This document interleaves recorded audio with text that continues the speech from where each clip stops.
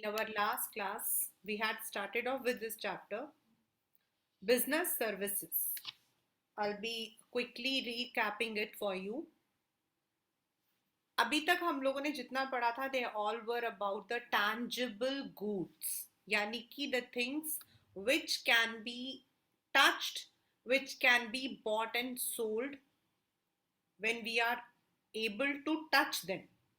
Whereas when it comes to the services, तो service का मतलब क्या होता है? Which can be availed but you can not see it. जैसे आप डॉक्टर के पास जाते हो तो आपको ये नहीं पता है कि डॉक्टर, आप जब ठीक हो जाते हो तो आप कहते हो the doctor is a good doctor, but you can not see कि वो क्या, दवाई को आप देख सकते हो लेकिन उसके सर्विसेज को नहीं. Then we had also we had also learned about the features or nature of services. Intangible, yani ki the one which cannot be touched. Secondly, inconsistent. Inconsistent means there is nothing, matlab everyone has to perform the services exclusively for the different expectations. मतलब आपका एक consistent नहीं रहता. Goods में क्या है? अगर आप गए, मतलब कि you have gone and you want to buy say a mobile. I'm sorry but I take the very common example. If you want to buy a mobile, तो आपको पता है अगर आपका बजट जो है वो 20,000 है, आपको ये वाला इतना उसके अंदर रैम चाहिए, तो you will be having a consistent की दीज आर द कंपनीज जो इस रेंज में आपको मोबाइल देंगी. But when it comes to the services we can not say कि ये आपके स्पेसिफिकेशंस हैं. For example, last year what I had with 11th standard, this year I am not having. I am a teacher, so a doctor dealing with two kinds of patients having fever has to deal accordingly. एक को हो सकता है viral infection हो, दूसरे को bacterial हो. Third is inseparable. ये हमारे जो सर्विसेज हैं, जहां हमारा बिजनेस आ जाता है वो साथ में चलता है. And definitely the stock which we need for services is very less as compared to manufacturing. Manufacturing में आपको बड़ी सी you need to have a very big workshop, यानी कि फैक्ट्री मशीन्स, लेकिन आपको सर्विसेज में कम रिक्वायरमेंट होती है. And the involvement of the person who is availing the services is always present. We have three kinds of services: social services, personal services and business services. और हम जो इस chapter में पढ़ेंगे, we are going to read only the business services. Then in the last class I had also discussed about the banking as a service. और banking के अंदर you have different kinds of banking account and different kinds of services which a bank provides. तो account में आपका savings bank, you have the current deposit, this you have in your NCERT. पूरा पीछे एक मतलब कि अलग से पन्ना है जिसमें आपको देखना है सेविंग्स बैंक जहां आप सेव करते हो, the interest is relatively less. Current account होता है एक्सक्लूसिवली फॉर द बिजनेस, जहां आप नंबर ऑफ टाइम्स डिपॉजिट या विथड्रॉ कर सकते हो. लाइक एक जो कंपनी होती है, दे नीड टू डिपॉजिट और they need to withdraw, and also you also have the facility of overdraft, यानी कि आपका जो लिमिट है आप उससे भी ज्यादा ड्रॉ कर सकते हो. बट यस, अगर आप अपने अमाउंट से ज्यादा ड्रॉ करोगे तो आपको सर्विस चार्ज देना पड़ेगा. In the current account you don't have any interest.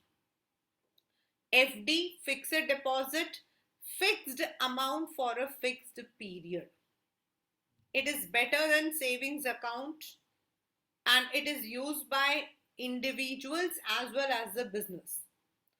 MODA, MODA, yani ki sometimes a bank may be giving you a special feature HDFC में है ये फीचर, अगर आपका जो है whatever you are having the savings bank में जो minimum requirement, minimum balance आपको मेंटेन करना पड़ता है, in the private banks you are having you need to maintain 10,000 rupees, in the public banks you need to maintain 1,000, उसके ऊपर जितना amount होता है that is transfer to FD, but like savings deposit अगर आपको जरूरत हो तो आप निकाल सकते हो। FD में क्या होता है, अगर आप टाइम से पहले, मेच्योरिटी से पहले निकालोगे तो आपको इंटरेस्ट, मतलब आपको चार्जेस देने पड़ते हैं, मोड़ा में वो नहीं होता है। Next is bank draft. These are the services: bank draft, banker's check, RTGS, NEFT. These are the services that the banks provide to us. Bank draft का मतलब होता है, जमाना अब चला गया है, there are very less areas जहां हम ड्राफ्ट देते हैं। Draft is a kind of cheque. Cheque में क्या होता है, पहले हम चेक देते हैं, बाद में हमारे बैंक से पैसे कटता है। In an overdraft, sorry, in a bank draft, आप पहले आपके अकाउंट से पहले पैसे कटेगा and that would be recorded in a piece of paper, और जिस इंसान, जिस इंस्टीट्यूशन को आपने देना है वहां आप ड्राफ्ट जमा करते हो, you deposit. Normally it is with in one, मतलब कि फॉर द एडमिशंस, स्कूल्स के जो एडमिशंस, कॉलेज के एडमिशंस वगैरह में बैंक ड्राफ्ट यूज होते हैं। अगर आप सेम सिटी में करते हो तो उसी को हम बैंकर्स चेक भी कहते हैं। Then two beautiful features of bank is RTGS and NEFT, जिसमें आप नेट के थ्रू, इंटरनेट के थ्रू एक अकाउंट से दूसरे अकाउंट में जो है ट्रांसफर कर सकते हो। The only thing is when you are transferring more than 2 lakh you go for RTGS, it takes around 3 hours. उसका एक टाइम होता है, मॉर्निंग 9 o'clock, देन आपका 11 बजे, ऐसे करके there is a real time, and it also minimum आपका 2 लाख होना चाहिए। जब हम लोग घर वगैरह खरीदते हैं, where there is a large amount of money involve, RTGS किया जाता है।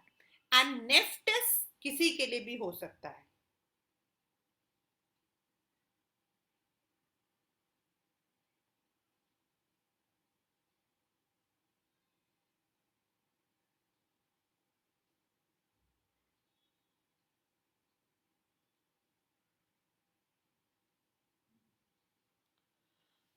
नेफ्ट किसी के लिए भी हो सकता है, it can be for anything, मतलब इट इज इवन फॉर, हम लोग जैसे मतलब हम लोग ट्रांसफर करते हैं तो we transfer it through the NEFT only. Cash credits, ये भी हमें बैंक्स देता है।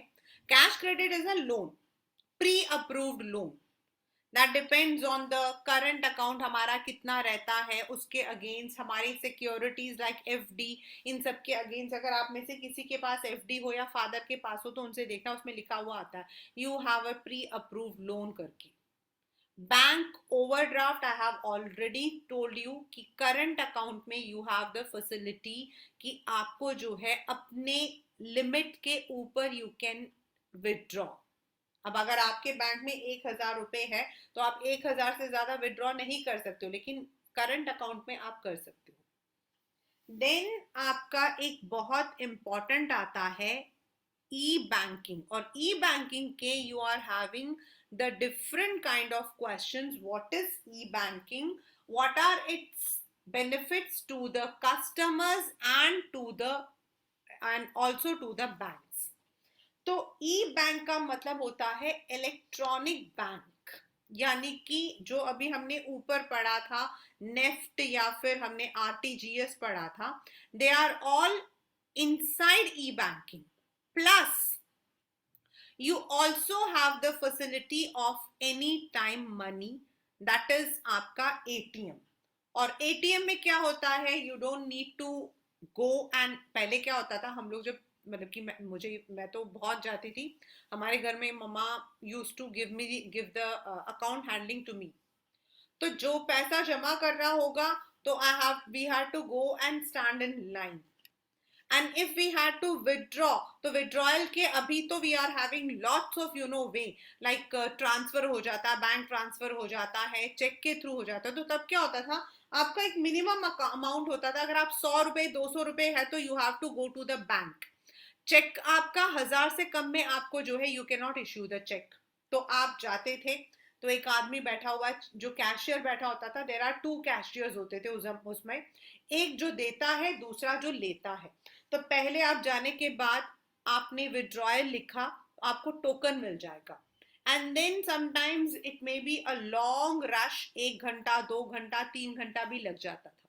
नाउ ये जो ई बैंकिंग है, with the help of your mobiles, with the help of your laptops, or even your anything, you're able to transfer and do the transactions. Like all your payments are coming to me through the e-banking only. आपके parents चाहे वो मुझे Paytm के through transfer कर रहे हैं या फिर जीपे के थ्रू ट्रांसफर कर रहे हैं यार, but it comes to my bank because of the electronic banking facility. We don't need to stand in the queue for long for other transactions. हाँ, पैसे निकालने के लिए हमें जाना पड़ता है, बट बाकी ट्रांजैक्शंस हम लोग जो है घर बैठे कर सकते हैं. Like I can transfer the fund, I can look for my account. For the banks, पहले मैंने जैसे बताया कि लंबी लंबी लाइनें लगी हुई हैं, तो it was very difficult for the banks to handle such a, मतलब कि इतना सिचुएशन. अब क्या होता है, आप रहते हो, से आप दिल्ली में रह रहे हो, एंड आप जो हो मतलब कि घूमने जा रहे हो, यू आर मतलब आप घूमने जा रहे हो. Now you don't want to carry the cash आपका, या फिर आप कहीं जा रहे हो, आपके पास कैश है and you want to deposit it in your bank. फिर जरूरी नहीं है कि you have to go to your own branch, आपके आसपास जो ब्रांच है आप वहां पर कर सकते हो. So because of these facilities, जो लोग काम करते हैं बैंक में उनके लिए भी आसान हो गया है. वन सिस्टम से हम हर चीज को देख पाते हैं. रश हमारा कम हो गया है and more on to digital friendly हम हो गए हैं. नंबर ऑफ फ्रॉड्स आपके एक तरफ बढ़ गए हैं तो एक तरफ कम हुए हैं. लाइक लूटपाट नहीं है अब. हाँ, कंप्यूटर हैकिंग या फिर आपका जो ओटीपी फ्रॉड्स वगैरह ज्यादा है. Then we went towards the next one, that is insurance. Insurance, every business has certain risk.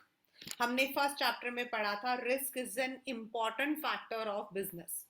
Risk can be because of nature, natural, it can be because of the theft, it can be due to any other cause. तो इन सब को हम जो है we cannot completely stop कि भाई ऐसा ना हो, but to some extent जो हमारा प्यूनिटिव वैल्यू है, यानी कि फाइनेंशियल वैल्यू है, उसको to some limit, to some extent हम उसको जो है वी कैन कवर. किसी इंसान का से पूरा का पूरा जो है एक ऑफिस जल गया है, तो वो नुकसान तो हम पूरा नहीं कर पाएंगे, लेकिन जलने की वजह से उसको जो फाइनेंशियल लॉस हुआ है, that can be covered. We have different kinds of insurances. We have the insurance which is called as life insurance, marine insurance, and we also have the fire insurance. उसके अलावा we have the medical insurance, crop insurance, cattle insurance, education insurance, ऐसे बहुत सारे insurances हैं. Now, जो हम किसी भी कंपनी से, पहले तो हमारे पास एक कंपनी होती थी LIC for the human, and आपका यूनाइटेड होता था फॉर द जनरल इंश्योरेंस हमारा होता था. But now we are having number of private companies also in the insurance sector. This is because of the new economic policy.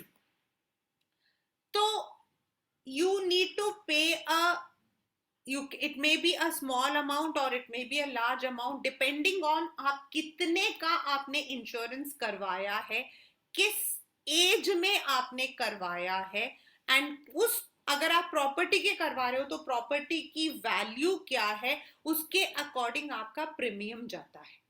The premium is the monthly, quarterly और one time आपको जो देना पड़ता है वो होता है आपका प्रीमियम. एंड जो आपका एग्रीमेंट होता है उसको हम बोलते हैं पॉलिसी.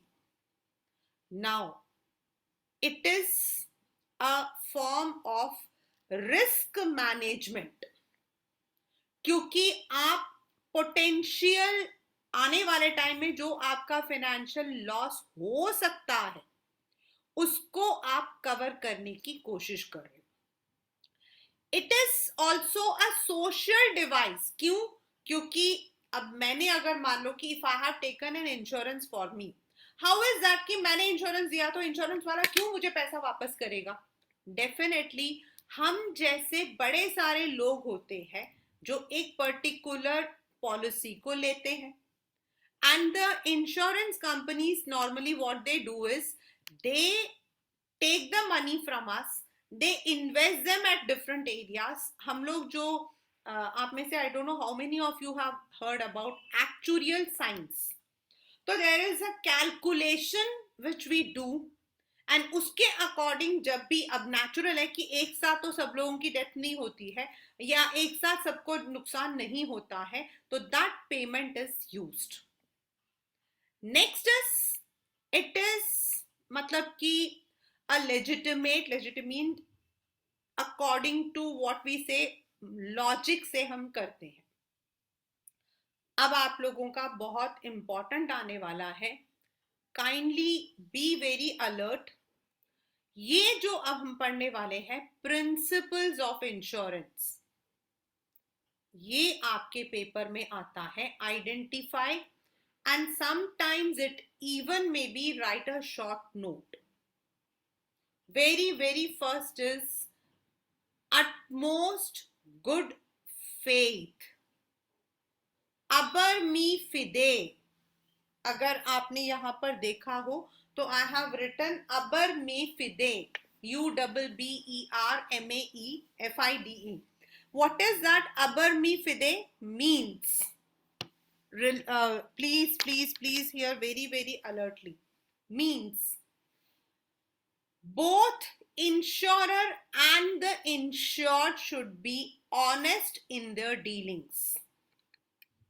कई बार क्या होता है, पीपल से डिस्क्लोज, कुछ चीजों को डिस्क्लोज नहीं करते. Sometimes the disclosure may be false, and ऐसे में क्या होता है, इन this case if it is found, if the facts are found, then आपका जो इंश्योरेंस पॉलिसी है उसको जो है that is accepted as void, यानी कि वो नल हो जाता है. like आपके पेपर में क्वेश्चन आता है कि एक इंसान था, उसने अपना इंश्योरेंस करवाया, but he did not disclose that he was suffering from a very dreadful disease.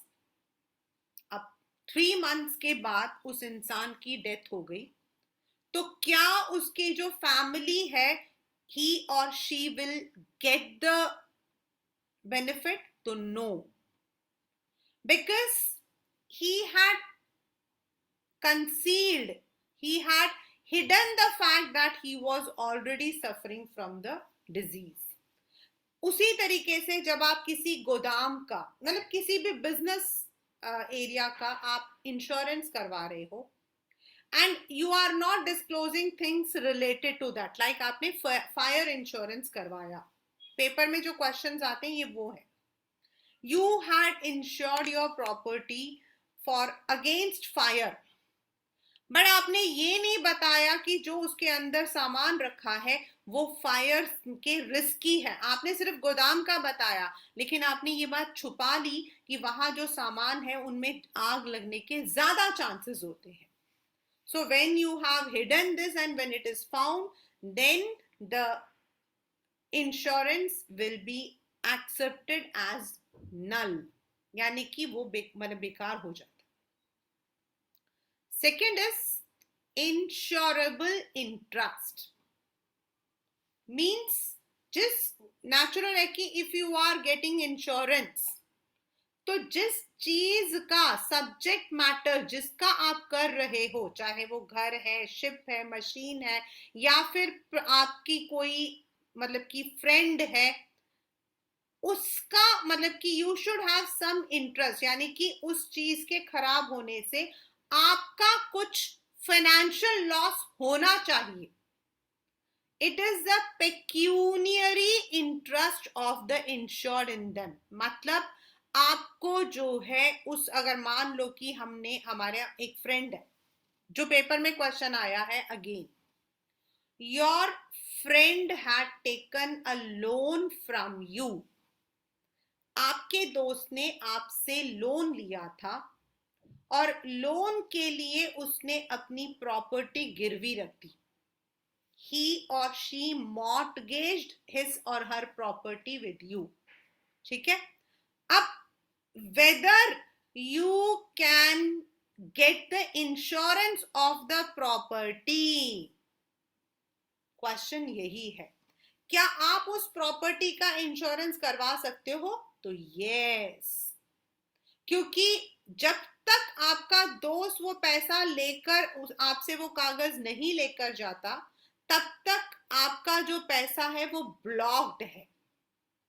यानी कि दैट एसेट, दैट प्रॉपर्टी आपके लिए जरूरी है to get back your money. तो you can get the insurance for the person. तो उसको हम बोलते हैं इंश्योरेबल इंटरेस्ट. यानी कि you should have some interest in the property या फिर in the life of the person और द थिंग जिसको आप इंश्योर कर रहे हो. Third, principle of indemnity. This is not applicable to life insurance. This is not applicable to life insurance. Principle of indemnity is applicable to marine and fire insurance. Means आपका जितना नुकसान हुआ है, actual नुकसान, that you will be getting your compensation, but you cannot evaluate the loss of a person in terms of money, and that is why it is not applicable to life insurance. For example, मेरा insurance हुआ है 2 लाख का, ठीक है, मैं मतलब कि but मेरी वजह से मेरी फैमिली को काफी फायदे होते हैं. This is an example. Now मेरी डेथ से उनको 10-15 लाख का लॉस हो सकता है. उन्हें बहुत सारी चीजों को ध्यान करना पड़ेगा जो मैं अब कर रही थी. They have to. तो अब वो जाकर इंश्योरेंस वाले को ये नहीं बोल सकते कि भाई मेरी मम्मी के डेथ के लिए आप मुझे 10 लाख रुपए दे दो. he will be giving only the amount for which I have been insured, right? But for the property, we know that what is the value of the property of the goods. अगर मैं अपना सामान यहाँ से बाहर से export करवा रही हूँ, तो मुझे पता है कि मेरी कंसाइनमेंट की कीमत कितनी है. से इट इज 10 लाख, तो मैं 10 लाख का इंश्योरेंस करवाऊंगी. एंड इन केस कुछ हो गया, एनी ट्रेजेडी टेक्स प्लेस, तो मुझे 10 लाख मिल जाएंगे. हो सकता है 85% मिले, बट नॉर्मली 100% मिल जाता है. But that is not, you can not assess कि नहीं भाई इस इंसान की जो कीमत है वो हमारे लिए 10 लाख है. लाइफ इंश्योरेंस में आपको उतना ही मिलता है जितने का आपने किया है. प्रॉपर्टी में हम लोग करते ही उतने का है जितने की प्रॉपर्टी की वैल्यू होती है. हम लोग ऐसा नहीं कि कोई प्रॉपर्टी 1 करोड़ की और हम उसको 2 लाख का करके छोड़ रहे हैं, तो नो. तो इसीलिए द इंडेमनिटी यानी कि ड्यू टू द डैमेज हमें वो कॉम्पनसेशन मिल जाता है.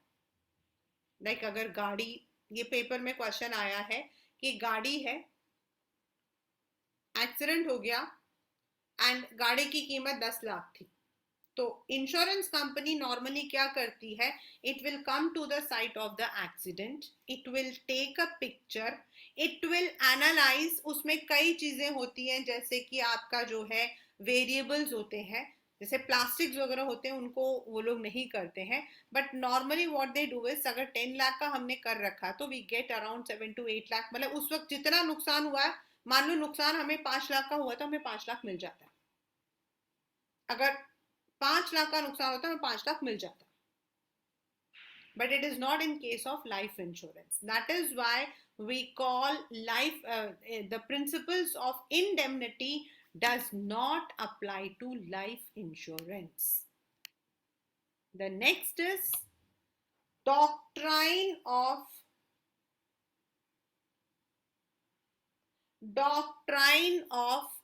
causa proxima. Please hear it very carefully. Doctrine of causa proxima. Doctrine means principle and proxima का मतलब होता है nearest. Proxima का English meaning होता है nearest. Like Aryan's house is in the proximity to my house.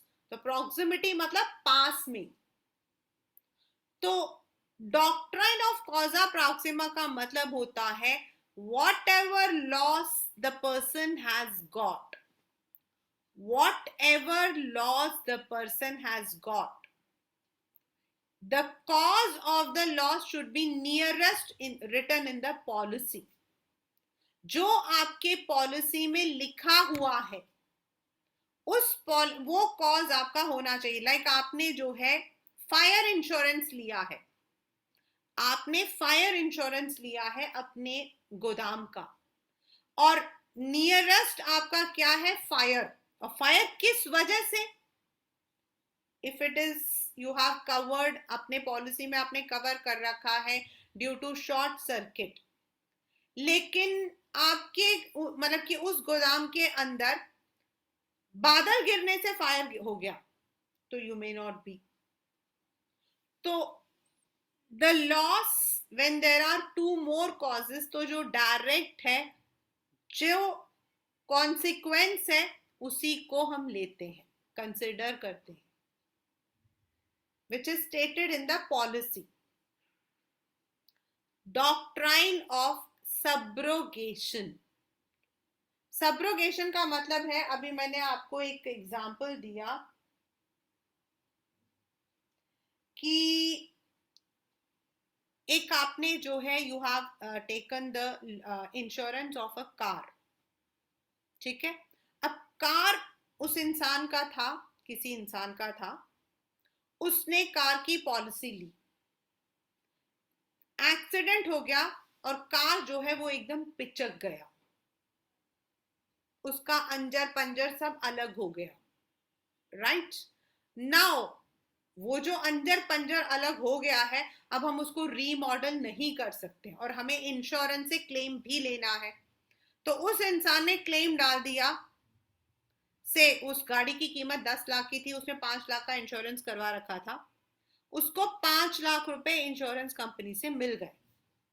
अब वो जो अंजर पंजर है वो किसके पास जाएगा, वो जो बच गया है टूटा फूटा सा, वो किसके पास जाएगा, तो that will go to the insurance company.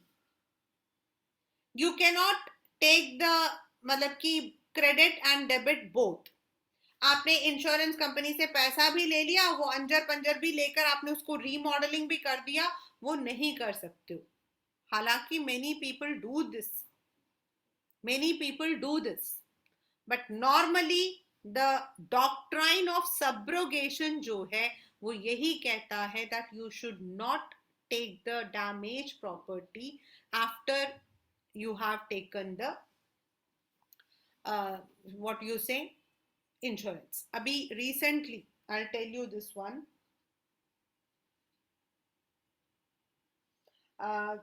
4 years or 3 years नहीं, हाँ 4 years, because 3 years तो पैंडमिक था. वी हैड अ वेरी, हमारे साथ तो 2-3 बार ऐसा, 2 बार हो गया था इनफैक्ट.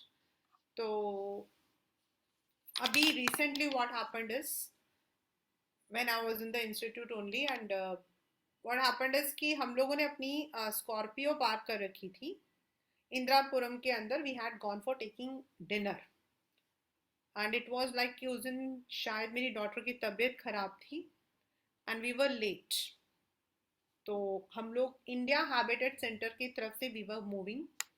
तो वी सेड कि चलो रीजनेबली वहाँ पर वो हीरा स्वीट्स है तो वहाँ पर हमने गाड़ी पार्क की. जब हमने गाड़ी पार्क की बिल्कुल मतलब that's a very very very जो जो जो वहाँ गया होगा they know India habitat centre कितना सुंदर है, कितना बड़ा है.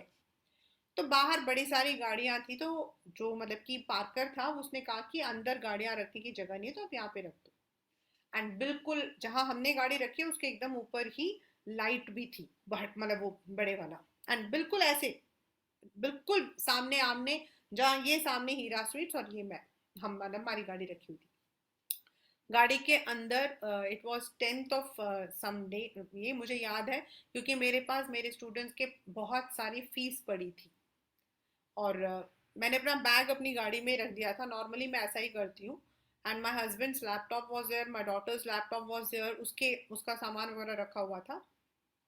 रखकर हम गए और बिल्कुल सामने जहां हम बैठे हुए थे वहां से सामने से गाड़ी दिख भी रही थी मतलब it was in the vicinity. No what happened is मैं बाहर आई. अंदर थोड़ा सा धुआं सा था तो मैं बाहर आई.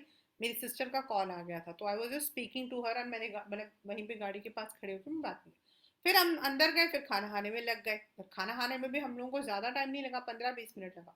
वेन वी केम बैक तो हमने देखा कि वहाँ पे गाड़ियों के बाहर शीशे टूटे हुए पड़े. और हम बड़े कूलली देखो शीशा टूटा किसी की गाड़ी है, बाद में पता लगा वो हमारी ही गाड़ी थी. नाउ वो गाड़ी में से सारा सामान चला गया था. माय हस्बैंड्स लैपटॉप, मेरे डॉटर का. फॉर्चुनेटली मैंने अपना बैग नीचे रखा था जो उनको दिखा नहीं, मेरा लैपटॉप और मेरा bag. And I was saved. मेरा सामान नहीं था. बट जो भी नुकसान हमारा हुआ दैट वाज टू मच. उस दिन तो we had to go to one place to another. It was around 12 o'clock night. तब हमें पता लगा उस दिन 4 गाड़ियां भी उसी एरिया से चुराई गई.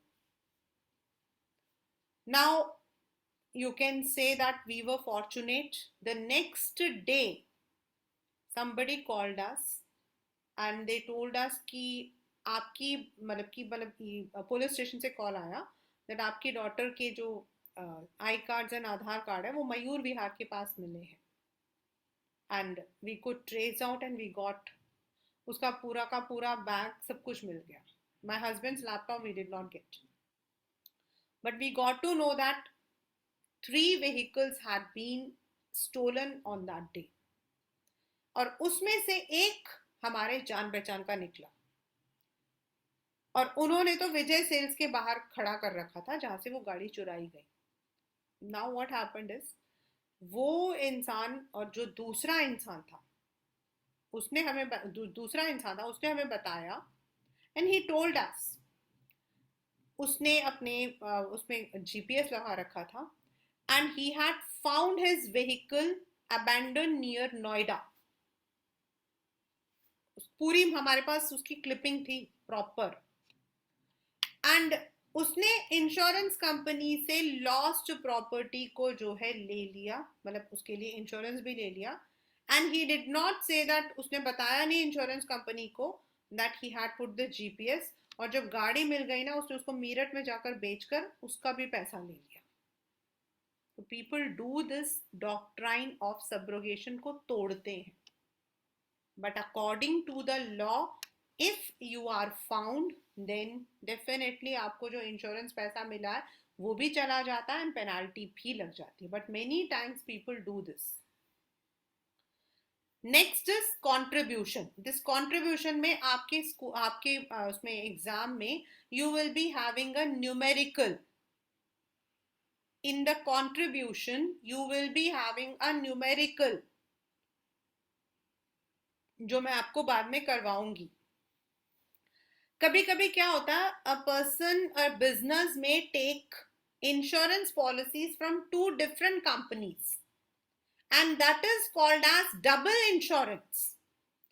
So now a person cannot claim double insurance from both the companies. तो उसको उस रेशियो में, मान लो मैंने 50-50 ले रखा है, मैंने 5 लाख की मतलब की गाड़ी की मतलब एक इंसान है, उसकी 5 लाख की गाड़ी की कीमत है, मतलब उसने लगाई है, 2.5 लाख उसने ए इंश्योरेंस से और 2.5 बी से ली है.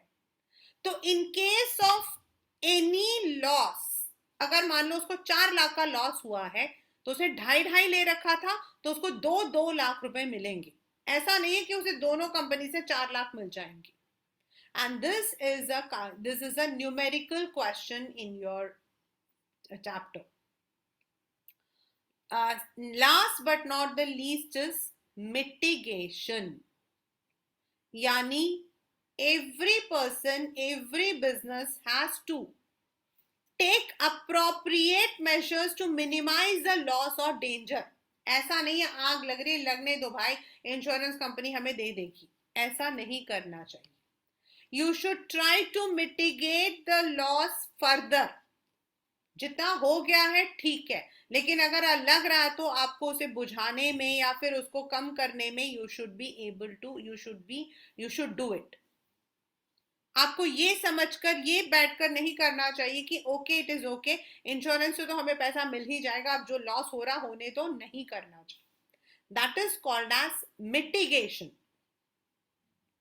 एंड सब्रोगेशन का मतलब होता है जो प्रॉपर्टी या फिर जो आपका सामान है जो जल गया या फिर मतलब कि टूट गया, उसका जो बचा हुआ सब कुछ होता है, that goes to the insurance company. Now, as we said, we have 3 kinds of insurance: life insurance, marine insurance, and fire insurance. In your paper, you may be getting a question: differentiate between life, marine, and fire on the basis of करके. Life insurance, it is very important, the oldest form of insurance. LIC हमारा form हुआ था बहुत पहले. Then we have different kinds of insurance, जिसमें हो सकता है हम एक बार में ही लमसम अमाउंट दे दें या महीनों में पीरियोडिकली हम दें. एंड व्हेन द पर्सन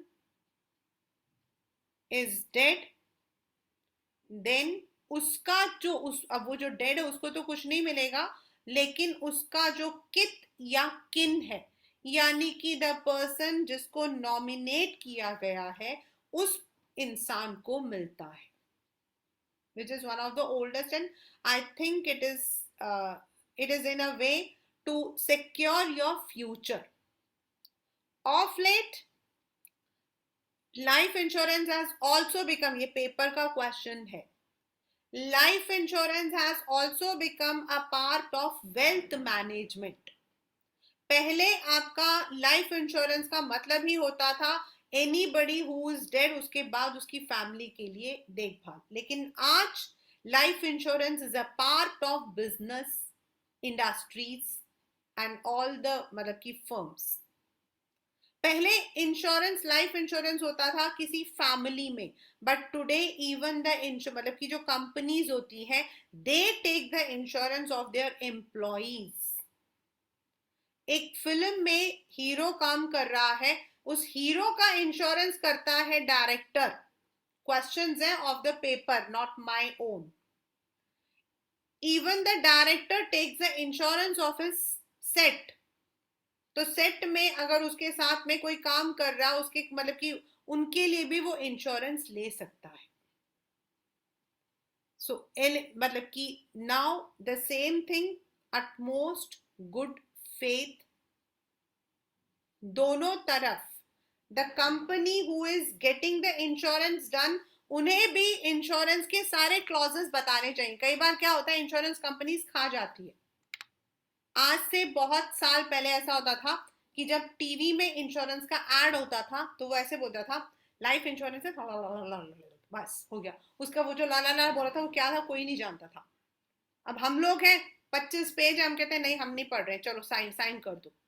बाद में जब इवेंट हो गया, फिर वो कहते हैं अरे आपके उसके पॉलिसी के अकॉर्डिंग तो आपको तभी मिलेगा जब आपकी जो मौत थी वो जहर खा के होनी थी। आपकी मौत तो जहर खा के नहीं हुई थी, आपकी तो उसका नाम क्या, आपको तो चूहे मारने की दवाई से खाने से मरनी चाहिए था।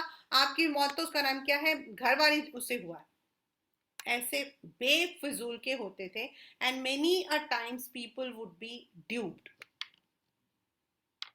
So now it is very important कि जो कंपनी है वो भी बताए कि जो आप इंश्योरेंस उनको दे रहे हो उसका क्या मतलब कि how it will be, and also the duty of the insurer कि वो इवन उसे ना भी पूछे तो भी उसे बताना पड़ता any kind of illness, anything he should not.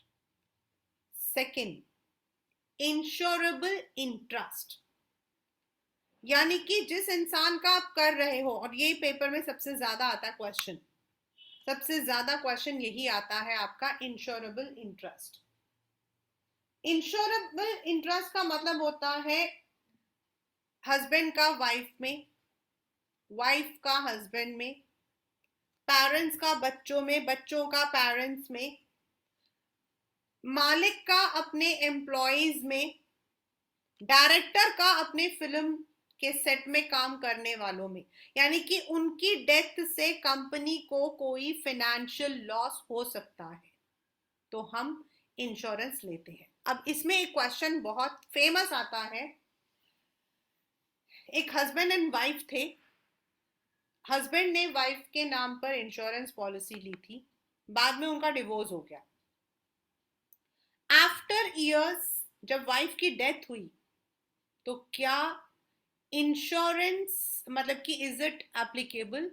तो यस, जब हम इन case of life insurance, insurable interest must be present at the time when the insurance is affected. It is not necessary that insurer should have insurable at the time of maturity also.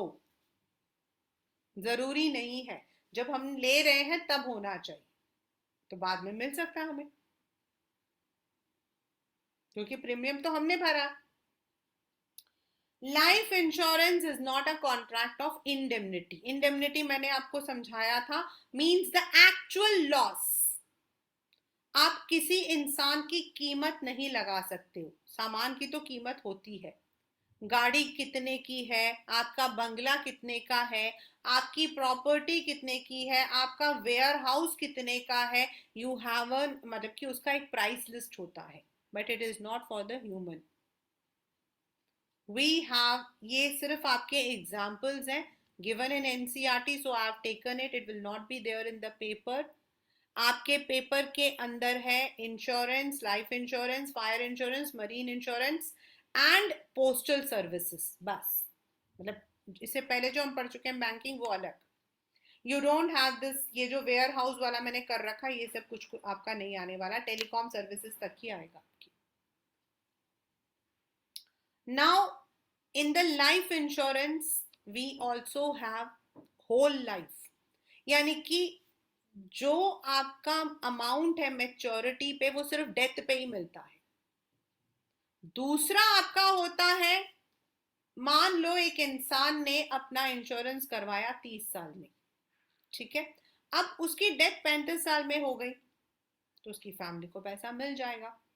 लेकिन अगर उसकी death नहीं हुई और उसने 50 साल मतलब कि उसने जो है ही हैज बीन मतलब कि पे किया हुआ है स्पेसिफाइड अमाउंट, और वो कहता है कि अगर मैं 50 साल तक नहीं मरा और 50 ईयर्स अटेन करने के बाद उसको वो पूरा पैसा मिल जाता, टू द सर्वाइवर और टू हिमसेल्फ। होल लाइफ में ओनली ऑन डेथ ही मिलेगा, चाहे उस इंसान की डेथ 80 साल में होगी तो भी उसकी फैमिली को तभी मिलेगी, उससे पहले नहीं मिलेगी। जॉइंट लाइफ, जहां दो जने, दो पार्टनर्स, ये दो पार्टनर्स हस्बैंड एंड वाइफ मिलकर लेते हैं। एन्युटी, मतलब इसमें आपका क्या होता है, ये it is for those people, education वगैरह में बहुत यूज आता है। आप 10 साल के थे, आपके पापा ने ले लिया, मतलब एक बच्चा है वो 10 साल का है, उसके पापा ने उसके लिए इंश्योरेंस ले लिया, फॉर 10 years उसने प्रीमियम पे किया, से उसने 5 लाख का ले रखा था, तो मैच्योरिटी पे वो बन गया 10 लाख। या तो वो बच्चा जब 20 साल का हो गया, 22 साल का हो गया, तो उसको थोड़ा थोड़ा पेमेंट, जैसे वो बाहर पढ़ने जा रहा है उसको पैसा मिल गया थोड़ा सा, बाद में जब वो 25 साल का हो गया तो उसको थोड़ा पेमेंट मिल गया, ऐसे मिल जाता है। एंड अनफॉर्चुनेटली उस दौरान उस बच्चे की अगर डेथ हो जाती है तो भी उसकी फैमिली को मिल जाता है। Last but not the least is for education और मैरिज के लिए हम स्पेसिफिकली लेते हैं which is called as children's endowment policy. So these are the insurance policies of life. In our next session, we would be doing what are the fire insurance and marine elements of fire insurance, elements of marine insurance, then telecom services, and of course जो मैंने last में लिखा हुआ है, apart from the life insurance, अब हमारे पास health insurance भी है। आजकल हर एक इंसान को कभी ना कभी कहीं ना कहीं जाकर एडमिट होना पड़ता है, बिकॉज द पर्सन, मतलब आजकल बीमारियां भी इतनी ज्यादा हैं। Yesterday one of my students had to be admitted, उसके कुछ टो में इन्फेक्शन था। So it is very difficult for the parents or for the middle class people to take up the entire amount in one go. तो अगर हमने medical insurance करवा रखा होता तो in case of any uneventful, मतलब कि वो हमें वो पैसा मिलता है। Motor vehicle, it has become compulsion, when you are buying any vehicle, 2 wheeler और 4 wheeler, you have to get it insured. Burglary, ये फैमिली में आप करवा सकते हो, ऑफिस में करवाया जाता अगेंस्ट थेफ्ट। कैटल क्रॉप आपका होता है गांव में करवाते हैं, which is an introduce, newly introduce, जहां पर जो है कैटल को कोई बीमारी हो या उसकी डेथ हो जाए तो उसके ओनर को पैसा मिल जाता है। देन क्रॉप में अगर बारिश नहीं हुई, बारिश ज्यादा हो गई, या फिर क्रॉप्स को पेस्ट लग गए, कीड़े लग गए उसके फेल्योर में।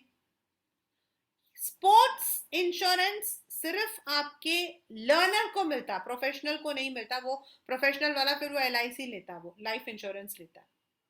अमेचर यानी कि जो नया होता है, सीख रहा होता है, may be he is prone to more risk, उसके लिए होता है। अमर्त्य सेन शिक्षा योजना, इट इज फॉर, मतलब कि कोई भी ऐसा जिसमें बच्चे की, मतलब कि बच्चे के पेरेंट्स की डेथ हो जाए और उस वजह से बच्चे की पढ़ाई रुक ना जाए, उसके लिए। Rajeshwari Mahila Kalyan is for the women. तो we also have some general insurances which are there in our, मतलब कि अभी जो है for the past few years these have come into picture. So these are what we call as business services. As per your syllabus, you don't have the transport and communication. You are having warehouse. You don't have, but telecom services is there as a part of your syllabus. So we would be completing this chapter on Wednesday positively, right?